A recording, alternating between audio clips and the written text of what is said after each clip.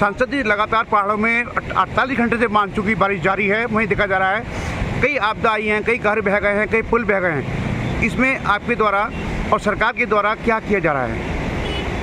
हम लोग रात दिन इसकी मॉनिटरिंग कर रहे हैं और जो डिजास्टर आने से पहले, डिजास्टर के दौरान और डिजास्टर के बाद की व्यवस्थाएं होती हैं उसे पुख्ता किया हुआ है।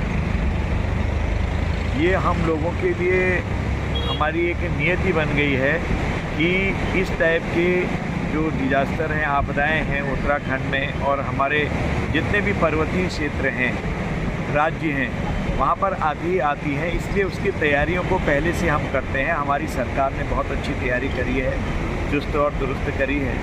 अब जैसे ये रेल जहाँ से जाती है हल्द्वानी, इसकी जो रेलवे स्टेशन है ये पिछले साल के डिजास्टर में चले गया था, लेकिन इस बार हम लोगों ने इसकी धनराशि स्वीकृति हुई जो उस पर काम प्रारंभ किया, तो कटा तो है काफ़ी, लेकिन बहुत कुछ बचा दिया है।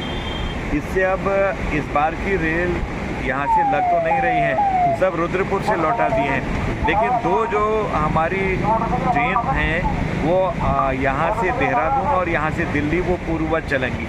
कुछ दिन परेशानी ज़रूर है, लेकिन उसका समाधान धीरे धीरे हमारी सरकार ने ढूंढा। केंद्र सरकार ने पैसा दिया, राज्य सरकार ने पैसा दिया, तो आज दिखाई दे रहा है कि उतना लॉस नहीं हुआ है जितना पहले हुआ है। खटीमा में 4 फुट तक पानी आम सड़क में आ गया। आप सब जानते हैं कि सड़क में जब पानी आता है तो वो भी 4 फुट, तो चलना मुश्किल होता है, सारे वाहन बंद हो गए, लोगों का निकलना मुश्किल हो गया। कुछ ऐसा प्रकृति का कहर आया कि समझ ही नहीं पाए कि पानी न कहीं कोई नदी टूटी न कोई नाला टूटा, अपने आप ही इतनी बारिश हो गई कि पानी पूरी तरह से भर गया। इसी तरह से सितारगंज है और हमारा ये रुद्रपुर ज़िला है, यहाँ नैनीताल ज़िले में आप देख ही रहे हैं, जगह जगह पर आज पानी गोला में इतना ज़्यादा आ गया। लाल कुआं क्षेत्र है हमारा, वहाँ पर कई जगह भूमि कट रही है, जगह जगह हम लोगों को शिफ्ट कर रहे हैं, कुछ परिवारों को शिफ्ट कर रहे हैं। अब परमानेंट इसका क्योर क्या होगा, इस पर सरकार लंबे समय से विचार कर रही है और जिस तरह से इसका कटान होते जा रहा, जितना हम पैसा लगा रहे हैं अगली बार फिर कटान हो जाता है। ये हमारी नियति में आ गया है इसका, ये दुखद भी है, लेकिन अच्छी बात यह है कि हमको पता लग गया है कि हमेशा ऐसा होता है, हम पहले से ही इसकी तैयारियां कर लेते हैं। ईश्वर की कृपा है कि अभी तक कहीं पर भी कोई कैजुअल्टी नहीं हुई है, कोई हताहत नहीं हुआ है, ये एक अच्छी बात है। वहीं आज नेता प्रतिपक्ष यशपाल आर्य जी ने सरकार को आड़े हाथे लेते हुए कहा है कि आपदा जो आनी थी इसमें सरकार फेलियर है। अब कोई सरकार ऊपर से बारिश कर नहीं रही है, अगर सरकार बारिश कर रही होती तो तब तो बात होती, हमारे नेता प्रतिपक्ष जी कहते, कुछ तो उनको कहना ही है। अगर हम कह दें कि आप भी फेलियर हैं, फिर आपने क्या किया, कभी पूछा सरकार से कि भाई ये करना चाहिए, हमको मिलके करना चाहिए। पक्ष और विपक्ष तो मिलके काम करते हैं, पूरे राज्य को या देश को एक साथ मिलके आगे ले जाते हैं। ये कहना है उन्होंने विपक्ष में है, हम उसको बुरा भी नहीं मानते हैं। फेलियर तो हमेशा ही हो जाता है जब प्रकृति का कहर ढाया जाता है।